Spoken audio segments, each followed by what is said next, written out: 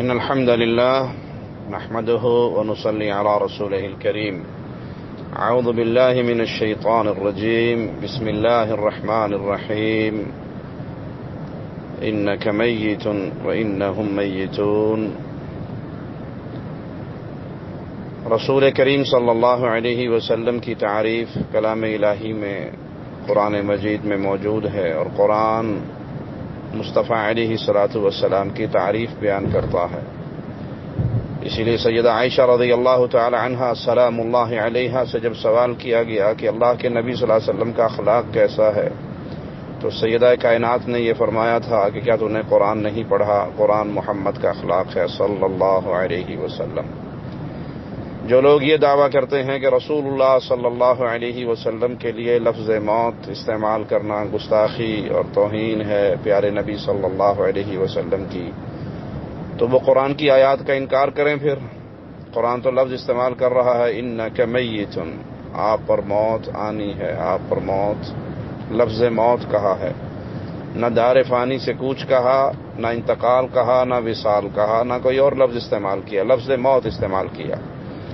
جو یہ کہتا ہے کہ لفظ موت پیارے نبی صلی اللہ علیہ وسلم کے لیے استعمال کرنا پیارے نبی کی توہین ہے، تو اس مجرم سے پوچھو کیا صحابہ کرام نے اللہ کے نبی کی توہین کی؟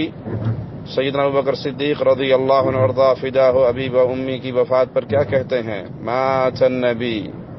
عبداللہ ابن عباس فرماتے ہیں مات النبی. سیدہ کائنات عائشہ سلام اللہ علیہا رضی اللہ تعالی عنہا فرماتی ہیں مات النبی.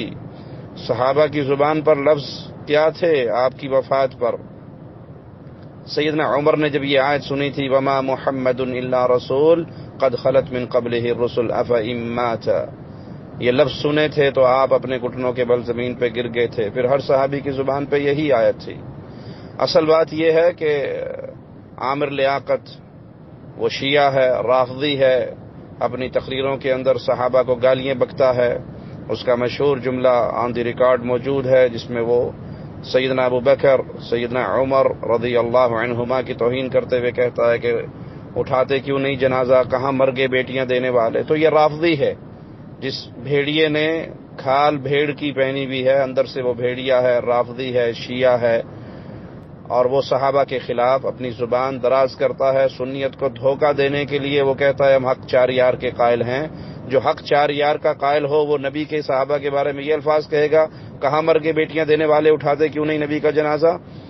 اور اگر وہ اپنے آپ کو علم کے ساتھ جوڑتا ہے تو اہل علم جانتے ہیں کہ اللہ کے نبی صلی اللہ علیہ وسلم نے وفات سے پہلے ہی یہ سارا ماجرا اپنی کفن دفن غسل جنازے کا اہل بیت کے حوالے کیا تھا، یہ صحابہ کے حوالے نہیں تھا. آپ سے پوچھا گیا تھا کہ یہ سارے کام کون کرے گا، تو آپ نے کہا میرے اہل بیت کریں گے. تو یہ تو اہل بیت کے ذمہ تھا. اس کو بہانہ بنا کے ابو بکر عمر کو گالیاں دینے والا مجرم وہ کیسے حق چار یار کا دعویٰ کر سکتا ہے؟ وہ کذاب ہے، وہ دجال ہے، وہ شیعہ ہے، وہ رافضی ہے. اور اس کے ساتھ بیٹھنے والا حنیف قریشی بھی رافضی ہے، رافضیت کا امام ہے، جس خبیث نے لبادہ اوڑا ہے سنیت کا، اور وہ امیر معاویہ رضی اللہ عنہ کے خلاف بکواس کرتا ہے. اور نو معاویہ کے الفاظ اس کے آن دی ریکارڈ موجود ہیں. جو دشمن معاویہ ہے وہ صحابہ کا دشمن ہے. امیر معاویہ کو گالی دے کر کوئی باقی صحابہ کی عزت کرنے کا دعویٰ کرے تو جھوٹ بولتا ہے. جو امیر معاویہ کا دشمن ہے، امیر معاویہ کی شان کے بارے میں سیدنا عمر بن عبدالعزیز سے سوال ہوا تو کہا اللہ کے نبی صلی اللہ علیہ وسلم کے ساتھ جہاد کرتے ہوئے امیر معاویہ نے جو لمحات گزارے ہیں، جو خاک جو مٹی اڑ کر امیر معاویہ کے ناک میں داخل ہوئی، کوئی غیر صحابی امیر معاویہ کے ناک میں پڑنے والی اس خاک کے برابر نہیں ہے جو رسول اللہ صلی اللہ علیہ وسلم کی معیت میں جہاد کے دوران امیر معاویہ کے ناک میں داخل ہوئی. تو یہ مجرم لوگ ہیں، یہ رافضیت کے امام ہیں. یہ کوکب نورانی ہو یا حنیف قریشی ہو، یہ سب رافضیت کا دفاع کرنے والے ہیں.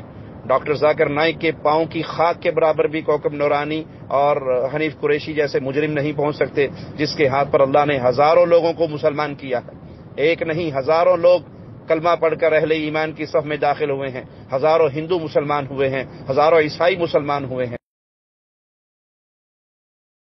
اور زبان دراز کرتے ہیں ان پر جن کا اپنا کردار یہ ہے کہ جو صرف مسلمانوں میں فتنے پھیلاتے ہیں. اللہ ان کے شر سے امت کو محفوظ رکھے، اللہ ان کے شر سے مسلمانوں کو محفوظ رکھے، اور اللہ اہل ایمان کی حفاظت فرمائے. اور ان کو توحید کا پیغام عام کرنے کی توفیق عطا فرمائے، صحابہ کی محبت کا پیغام عام کرنے کی توفیق عطا فرمائے۔ اپنی طرف سے پیار و محبت کے اندازے نہ بنائے جائیں، بلکہ جو رسول اللہ صلی اللہ علیہ وسلم پر کلام الہی نازل ہوا، اس نے جو ہمیں عقائد سکھائے ہیں اس کو مانا جائے۔